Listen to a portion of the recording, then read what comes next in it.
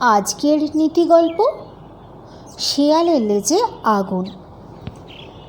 কাকড়া খুঁজতে ঢুকে প্রতি রাতেই এক শিয়াল এক চাষির ক্ষেতের ফসল তছনছ করত। চাষি শিয়ালটাকে তাড়াবার অনেক চেষ্টা করল, কেনেস্তারা পিটিয়ে ভয় দেখালো, কিন্তু শিয়ালের ক্ষেতে ঢোকা কিছুতেই বন্ধ করতে পারল না। শেষমেশ একদিন সে ফাঁদ পাতল শিয়ালকে ধরার জন্য, আর সেই রাতেই ধরা পড়ল দুষ্টু শিয়াল।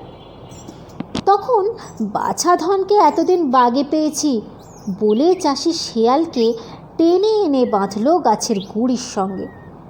তারপর ন্যাকড়ার ফালি তার লেজে জড়িয়ে বেঁধে দিল আগুন ধরিয়ে। তারপর বলল, এবারে বোঝো বাছা ধন, আমার অনেক পাকা ধান তুমি নষ্ট করেছ। তেলে ভেজানো ন্যাকড়ায় আগুন পড়তেই তো ধাউ ধাউ করে জ্বলে উঠল শিয়ালের লেজ। সেই আগুনে বাঁধন গেল পুড়ে। ছাড়া পেয়ে গোটা ক্ষেত জুড়ে ছোটাছুটি শুরু করলো শিয়াল। পাকা ধানের ক্ষেত, শুকনো ধান গাছে শিয়ালের লেজের আগুন লেগে জ্বলে উঠল দাউ দাউ করে। আর চোখের পলকে গোটা ক্ষেতের পাকা ফসল পুড়ে একেবারে ছাই হয়ে গেল। চোখের সামনে এই সর্বনাশ দেখে চাষি তখন কপাল চাপড়ে হায় হায় করতে লাগলো।